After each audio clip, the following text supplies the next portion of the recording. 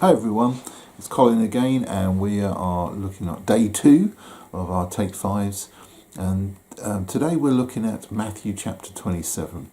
There's loads in this chapter to think about. It's a very serious chapter in many ways. It is the death of Jesus, the crucifixion of Jesus. Remember, Judas has betrayed him with a kiss. He's been led away by the priests. His disciples have abandoned him, and now he's going to be put on trial. Judas, in fact, actually regrets what he did, but there's no going back. He has betrayed the Son of God, and he eventually kills himself. It's a tragic situation. But here is Jesus. He's on trial. He's in front of the priests. They're throwing accusations at him. They would love to put him on trial for blasphemy, claiming that he was God. But that's not going to get the result they want. They want him executed, out of the way, extinguish this rebellious movement. And only the Romans have the authority to execute someone. And so they have to work out a way of creating Jesus to be like a rebel against Caesar. And so they throw accusations at him. But Jesus doesn't defend himself. He stays silent. It's a weird sort of thing. I mean, if you were in that situation, wouldn't you want to say something to defend yourself? But Jesus, remember, has resigned himself to the will of his Father. He knows what he's there for. He knows he's going to die. So what's the point of defending himself? So they go through this process. They eventually bring in Pilate. Pilate is challenged to execute him. But Pilate quickly works out that Jesus is no rebel against Caesar. He might be upsetting the crowds, but he's not threatening anyone with violence or anything like that. On the contrary, he's actually a very peace-loving guy, out for people's good. And so Pilate doesn't know what to do with that situation. He eventually thinks to himself, I know, there's this tradition at this time of year that they put 2 criminals up and get the crowd to choose between them and saying, well, look, I'm going to set one of them free. You choose which is more guilty and which is more innocent, and I will set the one that you say free.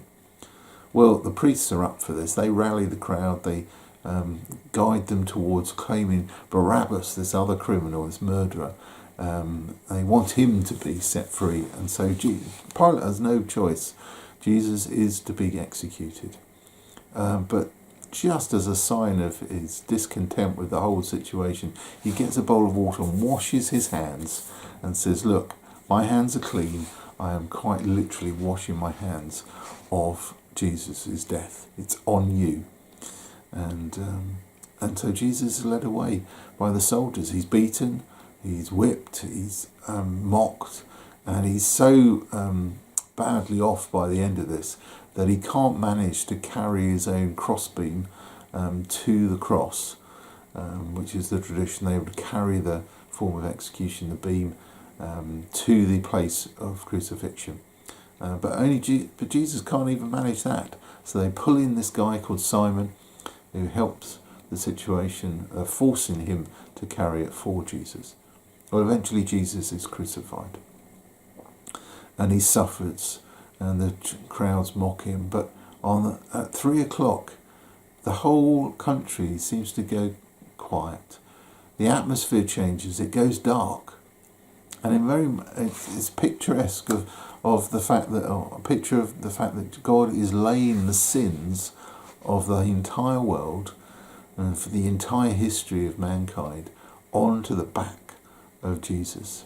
He's not only suffering from the physical torment, but he's suffering from the spiritual torment at the same time. No wonder Jesus wanted to avoid it if he could.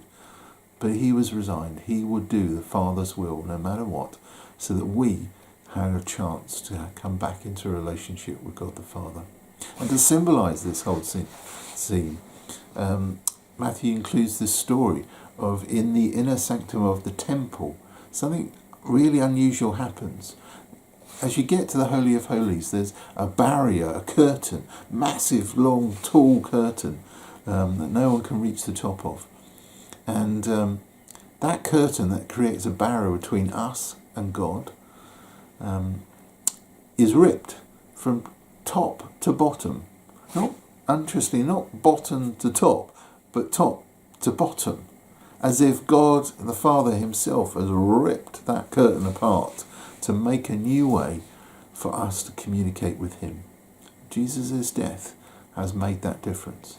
He has taken our sin upon himself, and it allows us to enter into the Holy of Holies, to enter into God's presence and have a relationship with him. That's an awesome thing. And think about that this week, this day. Pray about the details of this chapter. Think about what Jesus really did for us. He made it a way possible for us to have a relationship with God. And we thank him eternally for it. God bless. I'll see you tomorrow.